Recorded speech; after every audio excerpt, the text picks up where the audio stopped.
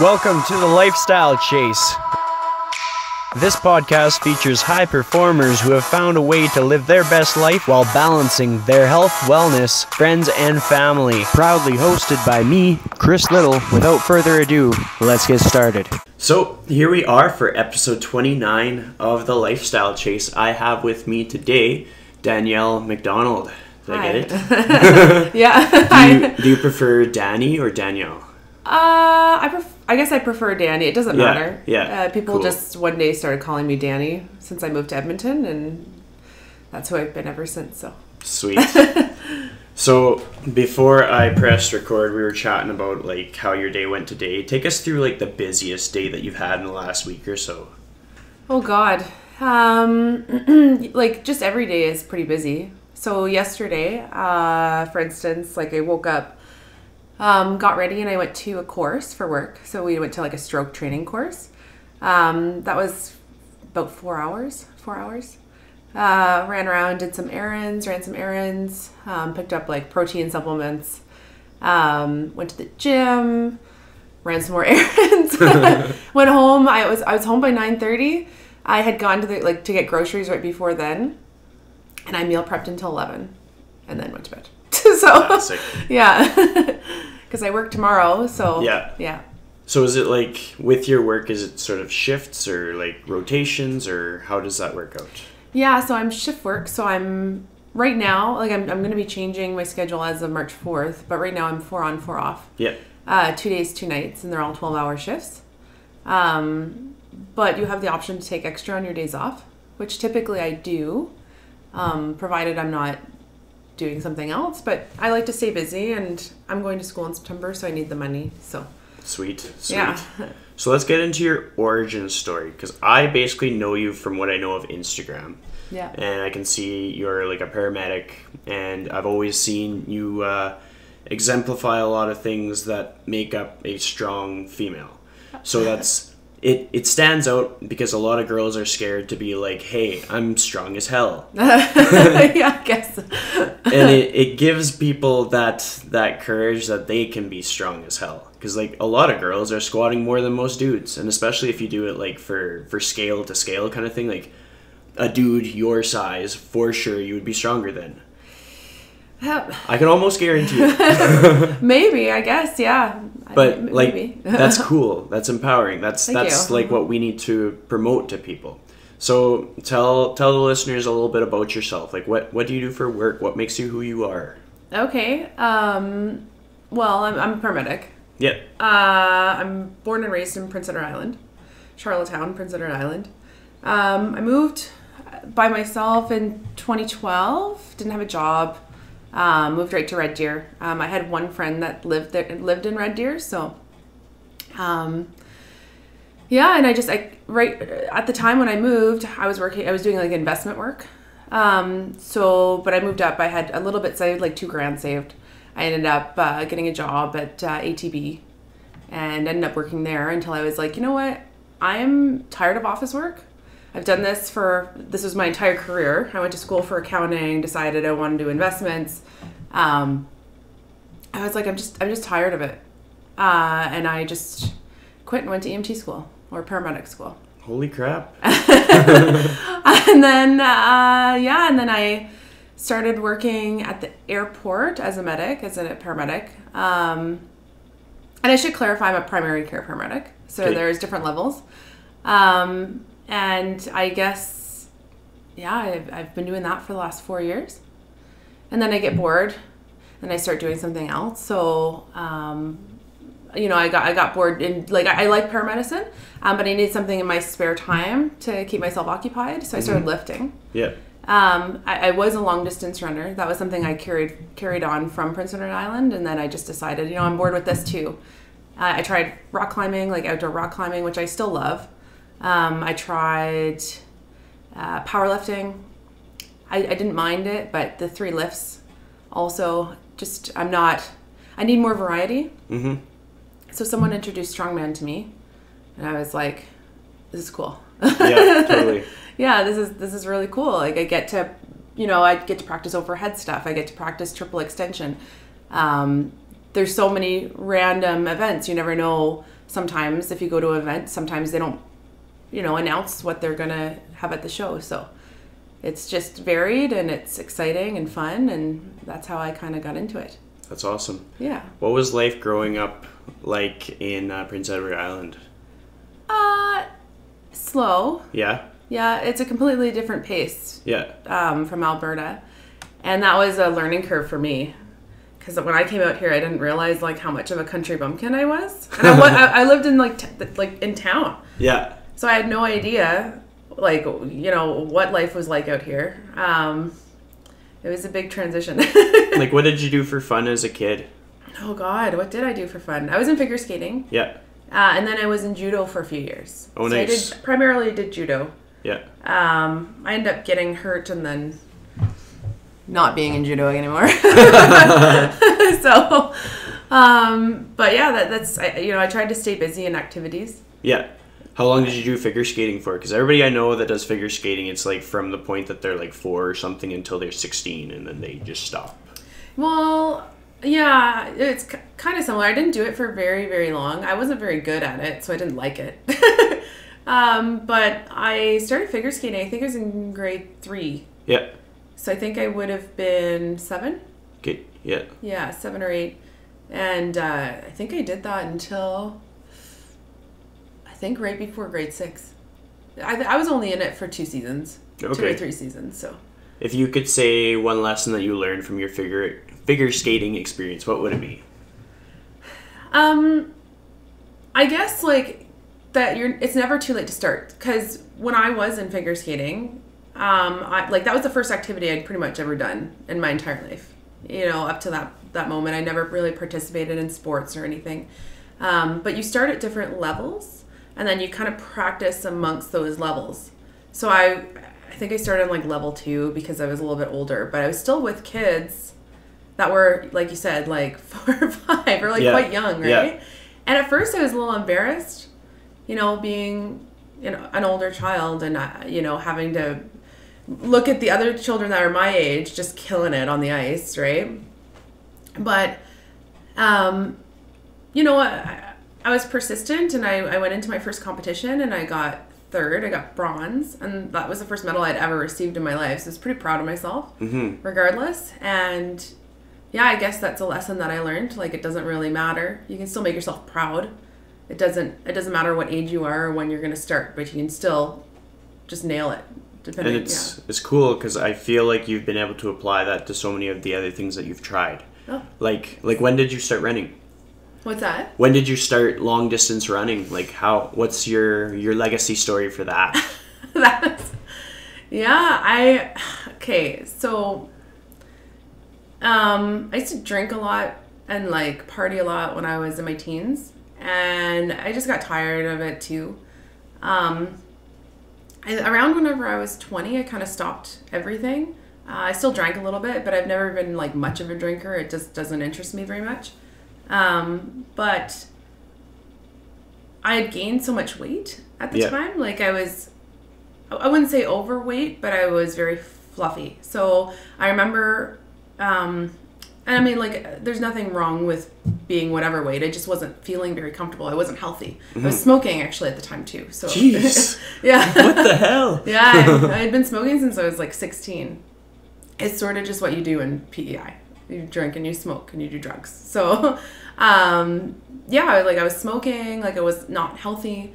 I remember looking in the mirror. I went to go clothes shopping with a friend of mine, with my best friend, who's still my best friend. And I remember trying this top on, and I could just see just everything. It just laid right out in front of me. And I wasn't happy. I wasn't happy with myself, and just like looking at myself in the mirror, I wasn't happy with my life. I had so many goals for myself that I'd never accomplished. And I was like, you know what? Screw this. Like, this is done. And the next day, I ran. Yeah. I started running. I couldn't run more than 30 seconds at a time. But I ran up and down the block. And I came back. And I'm like, cool. That's day 1. And then the next day I ran. And I just kept running. I was like Forrest Gump. Yeah. Like, I just, like, I was just, this is not how I'm going to choose to live my life anymore. Yeah.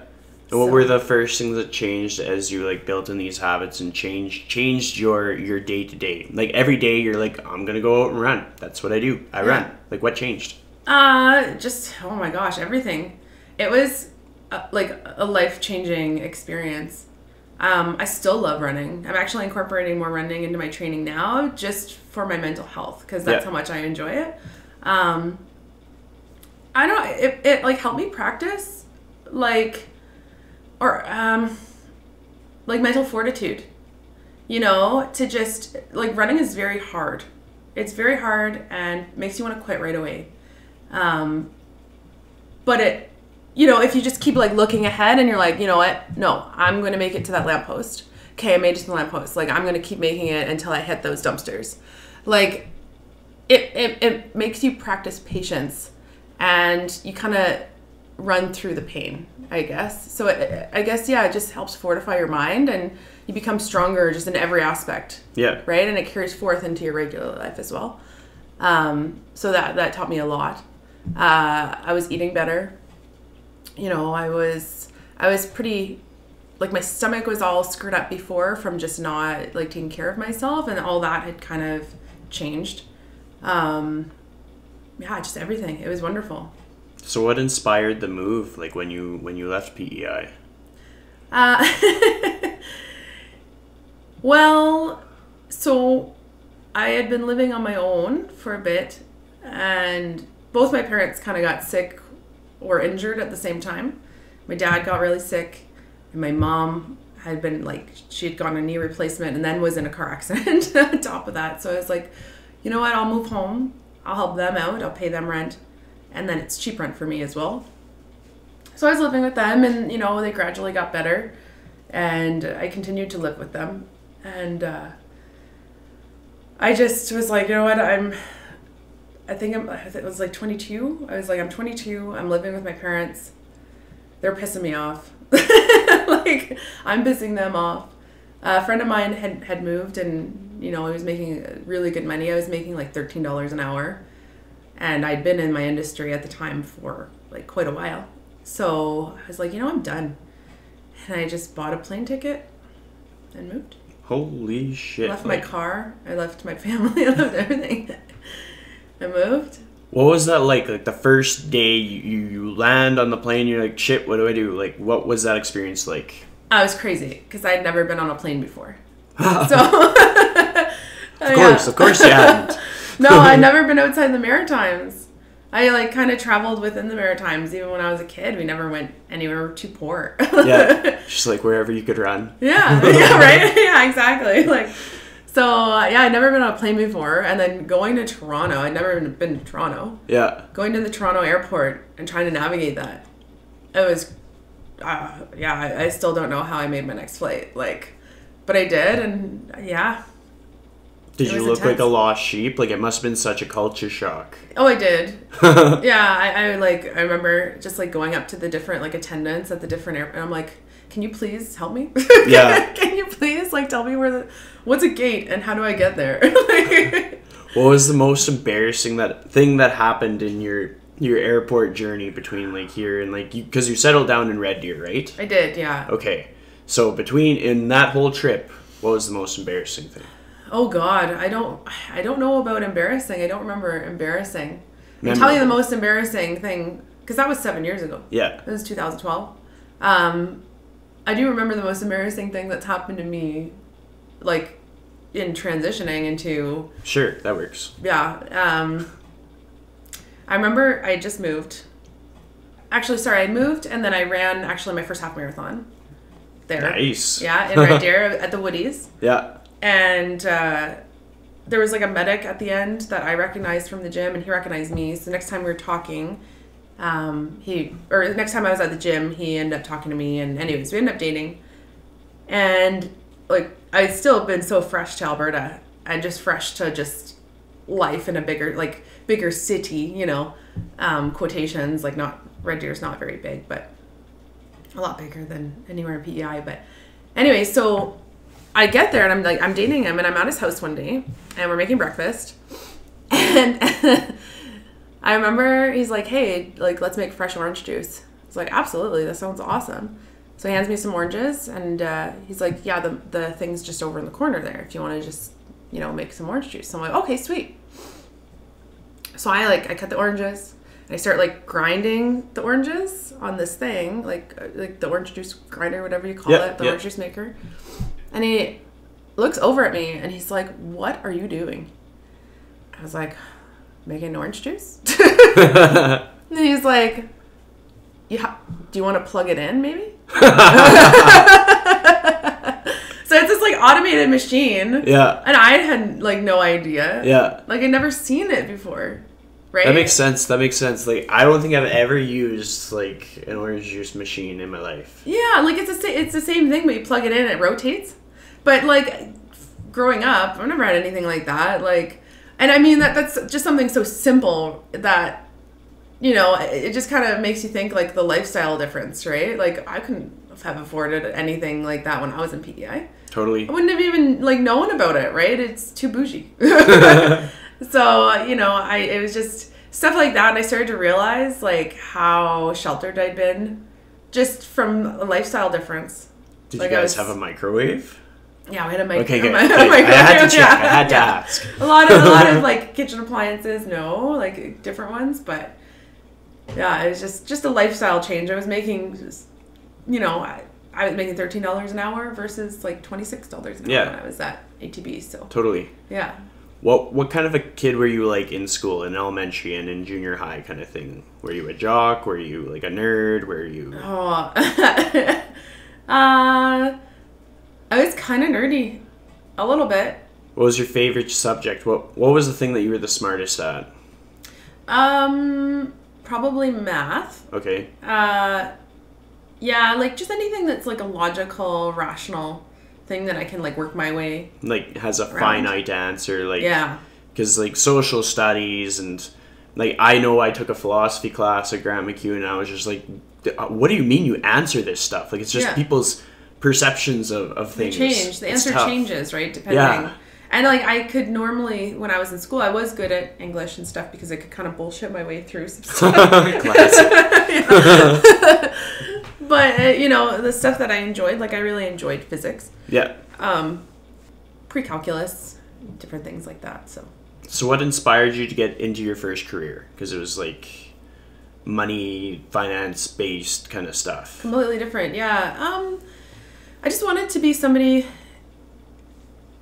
This sounds kind of silly, but I wanted to be somebody that was important in society, that had a professional career. Yep. I wanted to be a chartered accountant. So the way the program I went into worked was you do 2 years, you get your accounting technician at Holland College, then you go to university for 2 years, and then you go do a designation kind of post grad thing to become a chartered accountant. So. That was my path, and then I kind of realized I didn't like accounting. Yeah. I didn't like it at all. So I still wanted to be in finance because I like the idea of getting up every day and wearing nice clothes and working with numbers. I love numbers. I still love numbers. I remember numbers before I remember people.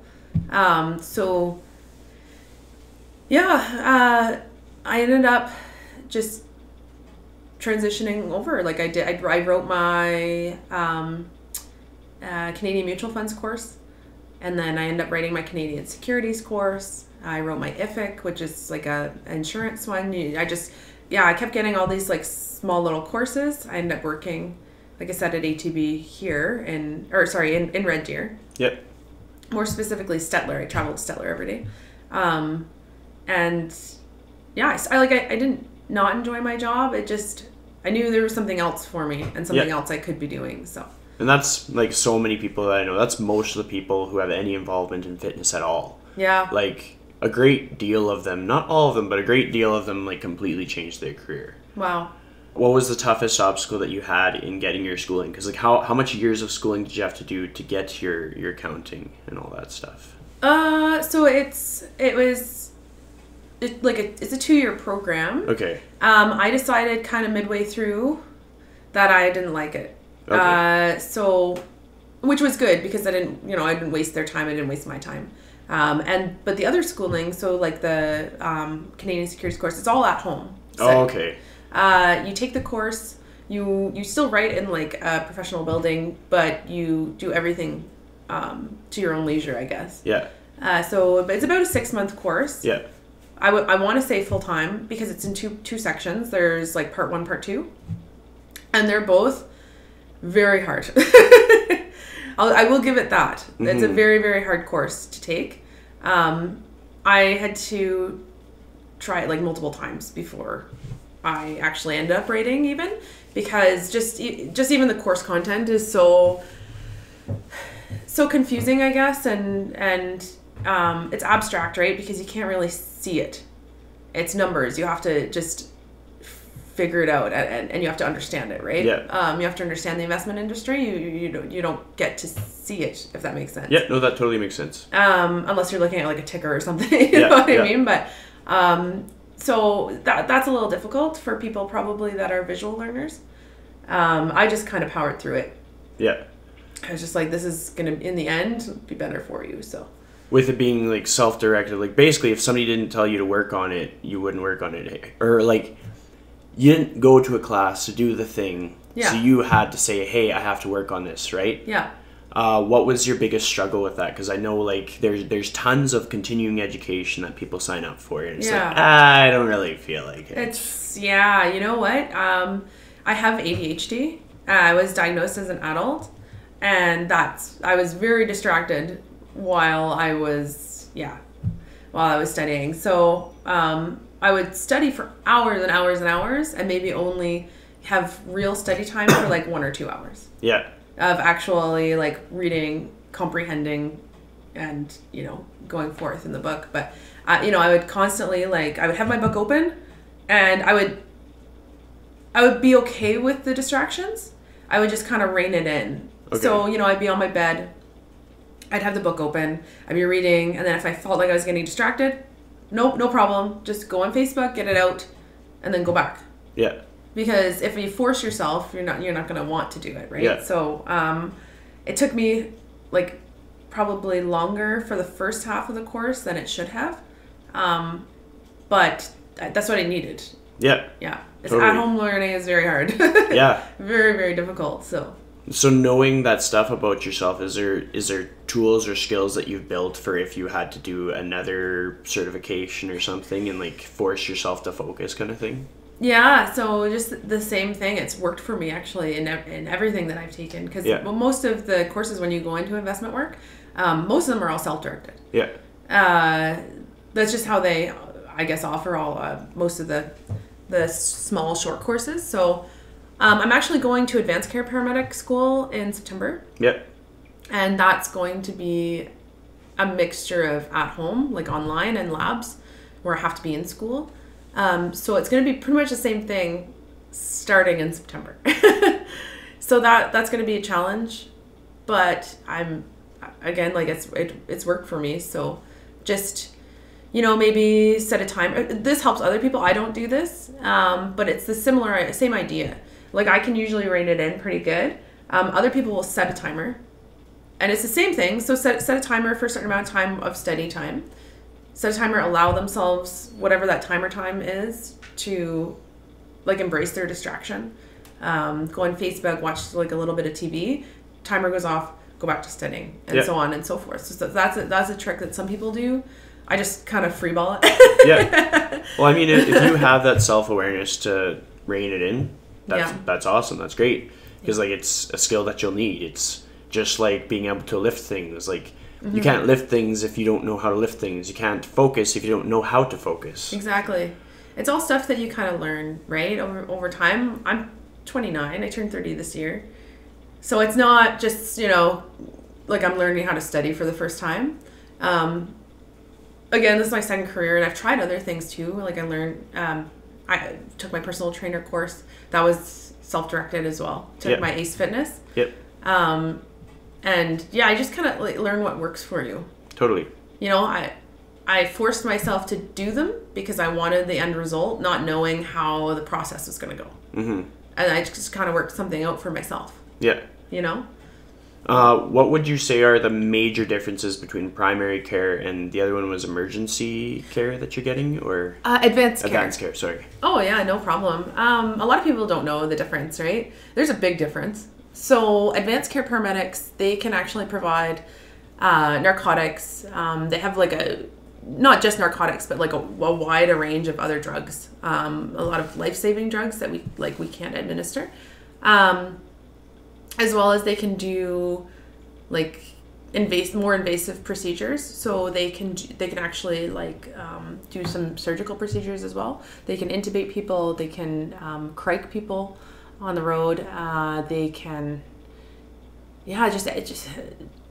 just a bunch of different things, right? They can use an IO, an intraosseous, which is basically like a bone drill. If you can't get an IV, you need to be able to get fluid and medication into somebody somehow, right? So they can actually drill into the bone and, like insert like a catheter and put meds in that way. So they can do a whole lot. That's wild. What was your biggest motivator to kind of take that step up? Is it just the goal drive in you that just wants to keep going?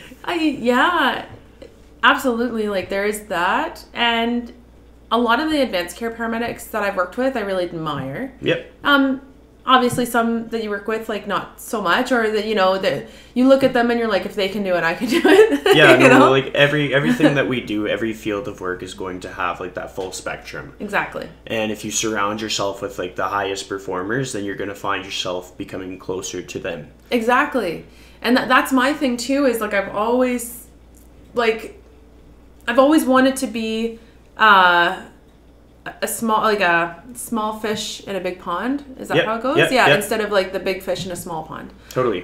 Because I learn from people that are better than me. Yeah. That's why I changed gyms when I moved here. I was at Terwilliger. It was very strong, and I moved to Evolve, and I was like, whoa, I am not strong. And I'm still not strong, comparatively. But it's just the same thing. So working with people that I really respect, that have just done so much in their careers, I want to be that person. They inspire me, and I want to be able to control a scene. I want to be able to take the lead on something, and I want to administer some of the cool stuff that they do. Like it's just a dream for me. Like it just seems so exciting and noble, and not that being a primary care paramedic isn't. You do have like a lot of things in your belt that you can save a life with, and lots of like excellent like airway adjuncts that you can use as well. But ACP is just so much cooler. So out of all like the ACP professionals that like think of a few of them and think about what you really look up to about them. Think of like 5 qualities that stand out about them. Interesting question. I've got a few people in mind that I really admire. This is probably like an overused one, but this is like what stands out to me about these individuals is professionalism. We're pretty self-regulated in our career. Like they're supervisors on the road, but it's just the two of you in an ambulance, right? So you can kind of have whatever style you want. Some people are more lax. Some people are run a pretty tight ship, right? So, but again, like you can kind of act however you want. Like you can be like a sailor mouth, and you can, it's just like I said, it's just the two of you. So, but the people that I admire are always professional, right? They're always professional towards the patient, towards their partner, towards the general public. I really admire that, because that means that they take their job seriously. They have, what would you say, like they just take pride in their job and what they're doing. Totally. Which I really respect. Yeah. There are also people that are very logical. Again, so every time you go to a patient, you have to figure out what's wrong with them, especially if they can't communicate to you. So you have to be able to do an assessment, and then from your assessment findings, you have to kind of pick a bunch of different differential diagnosis. So we don't diagnose patients, but what we do is we kind of come up with like a little short list of what this could possibly be given the signs and symptoms this patient is experiencing. And then you treat them effectively depending on that. So the people that I admire are very good at finding the problem, like identifying it and then treating it. And some people don't. Some people miss the mark and treat completely differently, follow a different protocol. And sometimes it's detrimental to the patient, sometimes it's not. But the ones are just very logical and they're able to work through those problems and they're very thorough. So I really respect that. I guess just generally like taking pride in themselves and their profession. Like they show up to work every day, their boots are shined, their uniform looks good.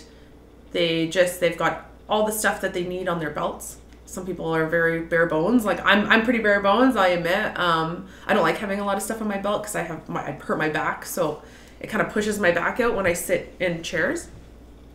But they're prepared. They're prepared for their job. They start every day, like they're early for work. They do all the courses. Just general preparedness and just taking pride in what they do. Well, it's a good example to have around you. It's the same thing as like being the smallest fish in the tank kind of thing. Yeah. You want people that are setting this example and have like great integrity to be around. Integrity, that's a good one. Yeah. And then it's going to rub off on you. Like what I've found is by being around people who are very good at their craft within like, because I'm a personal trainer and I just moved my business to Evolve South actually. Oh, did you? Yeah. Oh, okay. And Andrew Coates recruited me. So, nice. Yeah. He's awesome. Yeah. And like being around trainers like that, I have to give Andrew a shout out because he just got his article released in T Nation. So that's pretty damn exciting. Yeah. I didn't know that. Big stuff. Wow, T Nation. Yeah. That is big stuff actually. And Mountain Michael Dietrich just moved to Evolve South as well. Right. So okay. Yeah. Just like people who have been in the industry for years. Mm-hmm. And I find that even if I'm just like half-assing it that day, which I don't ever strive to half-ass it, but everybody has their bad days. Of course they do. I do too. Like these people who know their facts and want to like push the limit kind of thing, like they're going to influence me in some way by just being around them. So for you wanting to be around like advanced care paramedics that are pushing the bar, like they want to strive for more, they're showing up, their boots are shined, like you're going to be better for it. Exactly. Which is awesome. Yeah, it's inspiring. I kind of feed off the energy of other people sometimes. Yeah. And if I'm working with a partner that's more lax, that they got their boots undone and they're it feeds into my day, and it doesn't mean I don't enjoy working with them and that they're bad people. It's just not what I prefer. Yeah. Well, I mean, everybody in the world has an influence on the people around them. Yeah. Like how I show up into my day and how you show up into your day is going to affect all the people that you come across. Exactly. Whether it's like the grocery store, the gym, absolutely, like holding the door open for people. Right. And so, of course, like for being around better people that are pushing the limit, high performers, you're going to benefit from it. Absolutely. Yeah. And another big one for me is how they react to calls that maybe shouldn't have been called in. Like calls that probably didn't require 911 call. Yeah. We get a lot of that. It's just like general education with the public, not sure why they should be calling, I guess. Lack of education, but some people are like, oh, this is bullshit. Like, this is awful. I don't like this. And I've been guilty of that too.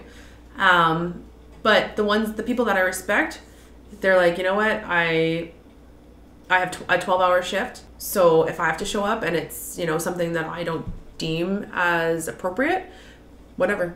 If they want to go, they can go. Who am I to judge, right? This is still their emergency. Mm-hmm. But this person is scared and, I still got to do what I can. So that kind of type of attitude is so helpful for me. Yeah. Yeah. Just like a positive outlook kind of thing. Yeah, exactly. And it doesn't even have to be positive. It just doesn't have to be negative. Totally. Yeah. Have you ever worried that like a call like that might take away staff from a more urgent call, or would that ever be a concern? Yeah. And that happens, right? Yeah. It definitely does. But usually there's still somebody else. They just might have to come from further away. Okay. Right? So depending on how the city's looking and trucks that are staffed in the city at any current moment, they will pull trucks from suburban rural to come into town if needed. That's on a rough day. Maybe Totally. a day when it snowed and like there's lots of accidents in the city. It just gets overwhelming, right? So like there's a lot of MVC or a lot of vehicle collisions on days that it's icy. Yeah. And I mean, there was one a couple weeks ago. There was like 200 accidents. That's what the police kind of stated on the news. And we go to those too. And even if it's just quickly just to assess and be like, oh, we can still take you to the hospital. We don't see anything immediately concerning to us. Even just to do that, and if they're like, no, I don't want to go, it still takes up time, right? Yeah. So it just takes up resources. And it's just all kind of part of procedure, because I've never seen like an accident that didn't have all of the emergency services. Like you get the firefighter, you get the cops, you get the EMS. Yeah, you want to make sure that everyone's okay, and even if they cancel on you, you still have to do your due diligence to make sure that people aren't going to start walking and then Absolutely. knock something out of place Yeah, and fall totally. down. So yeah, it is part of the procedure. So whenever I see like emergency services personnel, doctors, nurses, all those things, like they're dealing with like heavy days sometimes. Mm-hmm. Do you find that you have to like kind of balance out your mental health in some way? Do you have like a thing that you implement into your week? Yes. So this has been something I've been dealing with for the last couple of weeks. I just like a slight decline in my mental health.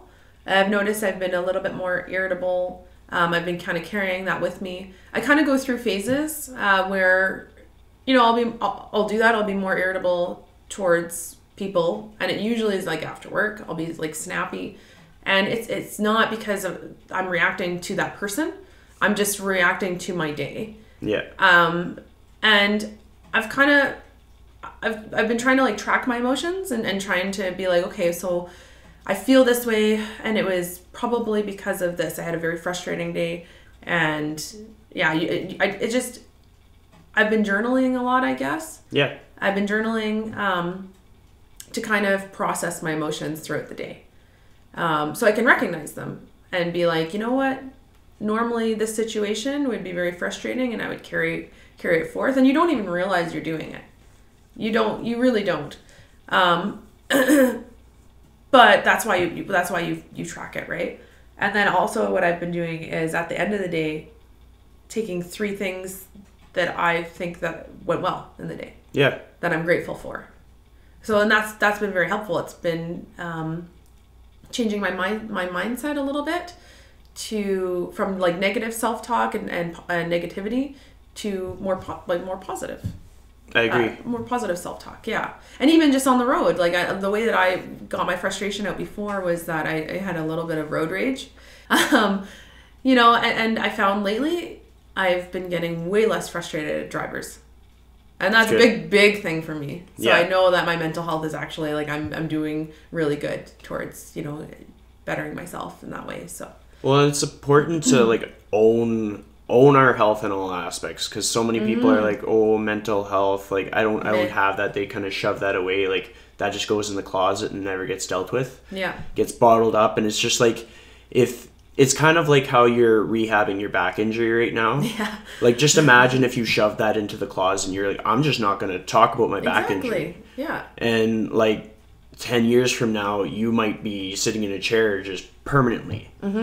And not to say that's what would happen. It's just like that's how we need to see mental health. Absolutely. As something that we just take it, we put it on the table, we figure out what it is, we get help if we need. I think journaling is a great idea, because I don't remember what the source was, but I heard somewhere, I think it was a podcast, that like writing out your thoughts, whether it be what you want for the future or what has happened to you in the past, has like a scientifically backed way of helping you sort of process things and think about them and absorb them and like leave them, like have closure. And absolutely. So many people don't honestly do that. They're like, I'm too confident to worry about writing shit down on paper, or don't need to. Yeah, I'll like figure it out. Yeah. Like for yourself, I'm almost proud, I would say, because you've done all these different careers and you still have that self-awareness to write shit in a journal. Thanks. Like you have credentials, you have things that you've done, you have life experience, but you still know that you need to write stuff down. Oh, thank you. I appreciate that. Yeah, because I mean, I can't always, like, my head's always pulled in so many different directions. And like I said, I have ADHD as well. And, you know, sometimes I just have a hard time internally. You know, I do so many different things throughout the day, and I don't actually know how these different things are making me feel. We're very busy when we work in the city. You know, we might clear up from a hospital, we might get to a station, spend 30 seconds at that station, get called out again. Yeah. Or we might, you know, clear up from a call and just get tagged on another one right away. So we are quite busy, and it is hard to sit down and be like, how did that make me feel? You know, and I mean, in your downtime, do you want to process your emotions, or do you want to just eat and go to the washroom? Yeah, totally. You know, so it's, you know, at the end of the day, I need to, because I was getting, I guess, like I said, irritable and snappy, and it wasn't fair to the other people that I was interacting with. It's not fair, you know, to the cashier at the grocery store for me to get snappy, even though, you know, maybe I wasn't pleased with the service or whatever. It's not fair. No. So I need to do my best. Like, I'm a public service worker, essentially, right? And I need to be that all the time. I need to do that in my off time as well. And in order for me to do that, I need like a healthy mental health. Yeah. Yeah, healthy brain. Yeah, so, totally. Yeah. Do you find that, because like in the situations that you come across, like there can be some tough catastrophic events that you're one of the first people called to the scene. Like how do you get closure from that if it's like a heavy day? Like, I can only imagine you've probably had to deal with like maybe some deaths or something, and it's not like I'm trying to make it dark, it's just there's gonna be other people that listen to this, like firefighters, EMS, nurses, doctors, all this stuff. What is your best way to kind of move on or whatever it is? You know, we do see death a lot, you know, be it we roll up on scene and CPR is in progress and that person is essentially dead or in cardiac arrest. Or, you know, we see people that are on their way out and they're in palliative and, you know, that's quite sad too. Or, you know, we go on scene and they're already dead, you know, and they're beyond resuscitation. So, I guess the important thing that I do is I disassociate, you know. I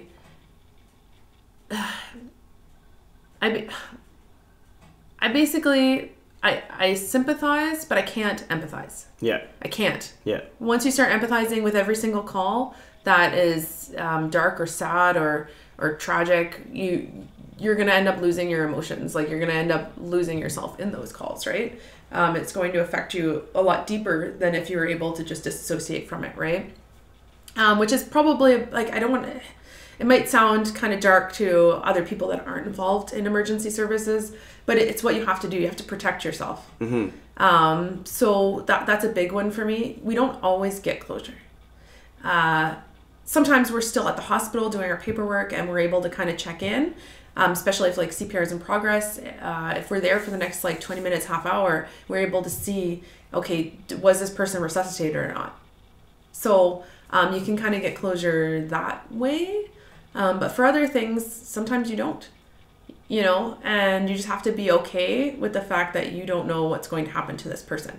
Yeah. It's kind of something that you just have to compartmentalize and just let go. Yeah.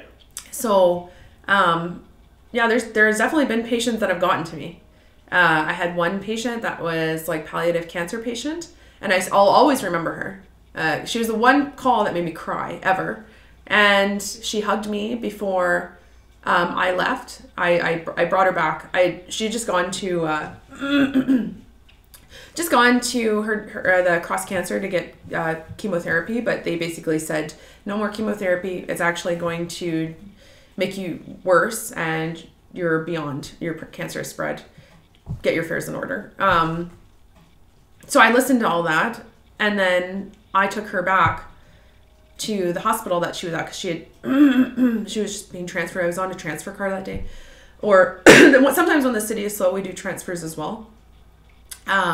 Excuse me, but I took her back, and she was okay with it, and that got to me. I was like, "Why are you okay with this?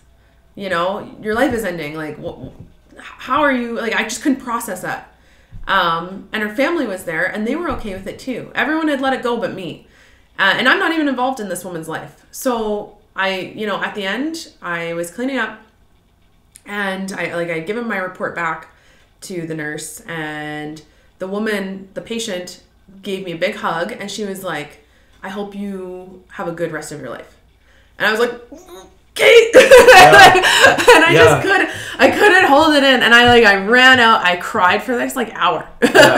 And it was just, and I don't know what happened to her. I don't know if she passed away a week after that, 2 weeks, month, I have no idea.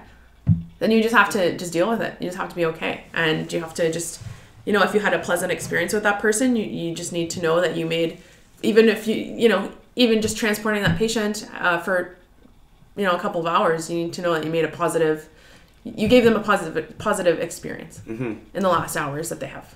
So. And you have to think about it as, in a way, she could have talked to anybody. She could have had any dialogue ever. Mm-hmm. And she kind of gave you a gift if you look at it that way. Absolutely. Yeah. How much have you traveled so far in your life? What's the furthest away you've gone? I went to Thailand. And how was that experience? What was your favorite thing about Thailand? Oh, gosh. I went to Thailand, Cambodia, and Laos. And my favorite thing was, I guess, outdoor rock climbing. Yeah. Did a lot of that out there, so. What was the scariest thing?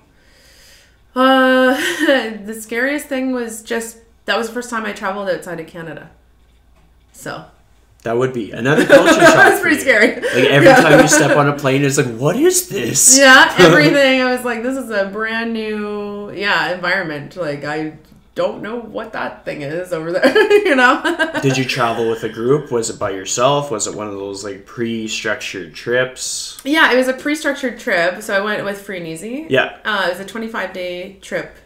And I knew 2 people that were also on the trip with me. So, it was, it was good. It was interesting. It taught me a lot of things about group travel, and taught me a lot about patience, and taught me a lot about poverty. Yeah. Poverty in other nations. Yeah, because we all think it's fun and games to go to some country where it's cheap to go to that country, but then when we actually look around, maybe look past our tour guide, then it's their standard of living is much different than ours. Absolutely. And I always thought that I had grown up relatively impoverished. Not my family, I would say for PEI was middle class, but then when you look at the rest of Canada, our middle class is not the same as the rest of Canada's middle class. So I always thought that I was relatively impoverished. And then going somewhere like Cambodia, I was I lived like a queen, and it was pretty eye-opening. I still think that it's better for us to help people in our own backyard. There's a lot of people that go on mission trips and everything, and that's a beautiful thing. But there's still people that are suffering in Canada that need our help, right? So, but it was eye-opening to other cultures, and it was what can we do? Yeah. So, it was pretty sad. In Cambodia, anyways. Yeah, Cambodia was the worst one. Because of the Khmer Rouge and the genocide and everything, they're still recovering from all that stuff. So. Yeah, well, I've had a few friends that traveled there, and they just had this moment where it just kind of sunk, and it's wow, I look at my life I am the victim, and then I see this, and it's no, we just kind of need to realize what we have and not take things for granted so much. Absolutely, yeah. And then you think about with your career path, you've always had a passion to find your truth. That's what I would say. It doesn't matter if you have to change it over and over. It's just you're just going to find the thing that's the best fit for you in that moment. So when you think about your interaction with that patient that you lost, she told you that she hopes that you live your life well, and you can carry that sentiment on for years. And if you have like a shit day, you have to be like, no, I have one job, and that is to live my life well. Because of this woman that couldn't. Yeah, exactly. Exactly. It's such a gift. And like, I mean, I hate being like positivity Pete over here, but like you need it, right? Yeah, you need like, it. people need perspective. Yeah. And especially in like the emergency services industry. Like there's firefighters that cannot deal with the PTSD. There's people who have to have tons of support that were in the army, they're veterans, just all these people that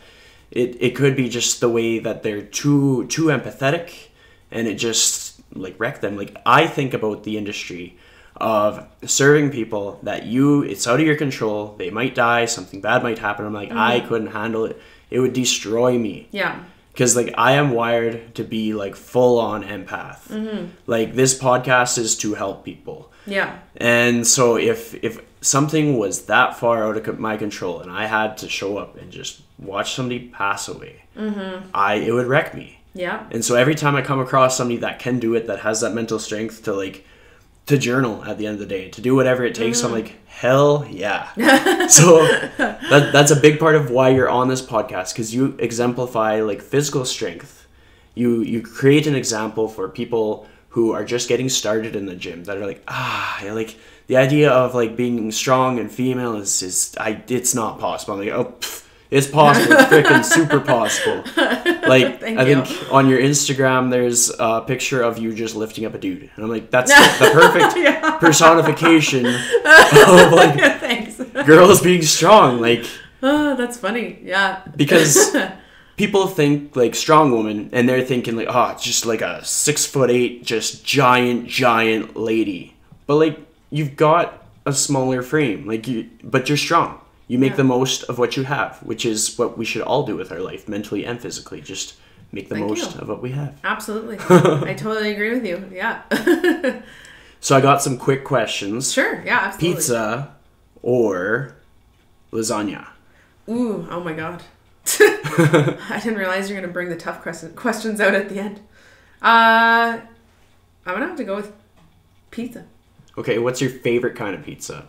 Oh, people are going to hate me, but like Hawaiian. I support that. Like, okay. I think pineapple is okay on pizza. Like, thank you.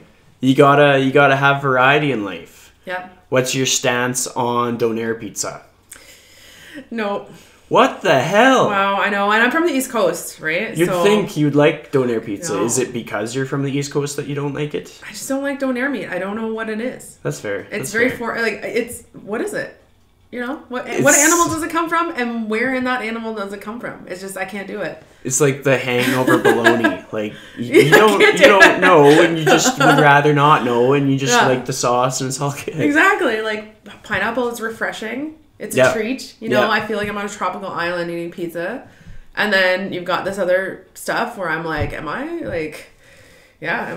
a pig pen? Like, what is this? I don't think I've ever been to a tropical island that gave me Hawaiian pizza, though. Like, just takes you away. Oh, it does. It takes you on a journey. I'm totally joking. Okay, next question. Ice cream or cookies? Ice cream, hands down, yeah. Nice. Yeah, always. I actually had Dean Somerset on the podcast just before you. Oh, wow. And I think he said cookie dough ice cream. So he's like changed the game right there, put the two together. That's innovative. Very. Well, he's a smart man. He's a very smart guy. The smartest in the craft. That proves it. Yeah, evidence right there. Next question. Do you think dogs are able to provide a PR for a person? Like, if somebody is in a gym full of dogs, do you think they're going to hit a PR? Like, no questions asked? You have to impress the dog. Oh, yes. You have to impress the dog, yeah. I never thought about it that way. I've been like, that dog likes me. I feel good and happy now. Central nervous system is all good. Here's our PR. But no, you totally have to impress the dog. Yeah, I mean, you're there. It's watching you. Provide a good example for the dog. Absolutely. Next question. I probably know the answer. Dogs or cats? Oh, no. Oh, no. I know. I grew up with cats, and I love them very much. What's your favorite thing about cats? They're just so funny. They take themselves so seriously, but they end up being so goofy that it's hilarious to me. Yeah. I've seen more cats fall off of things than I've seen dogs fall off of things. Exactly. Yeah. You know, dogs embrace themselves. Like, dogs are, they're like, yeah, I'm here to party and I love it. And cats are just like, meh. And then they might, you know, go under the tap and like try and like drink the water. And you're like, what are you doing? You know? That's awesome. Yeah. As long as you're able to rationalize it, I can accept it. I can rationalize everything. Yeah, totally. So that's going to bring us to our last question. This is something I ask all of my guests. If you could give one piece of advice to somebody on how to live their most authentic life to the fullest, what would that piece of advice be? Oh, gosh. I guess that piece of advice would be to embrace change. You know, don't be afraid to be strong. Don't be afraid to go after the thing that you want to go after. Don't be afraid of your goals. That's a big thing. A lot of people are afraid of success because they're afraid of what it takes to get there. But you shouldn't. You have one life and it's ending 1 minute at a time. A quote from Fight Club. That's how I live my life.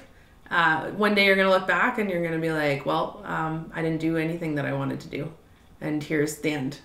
So don't be afraid. Just jump in feet first and figure it out. Yeah, that's awesome. Yeah. And you literally did it. So yeah. Great chat today. Thank you for joining me. Thank you. All right.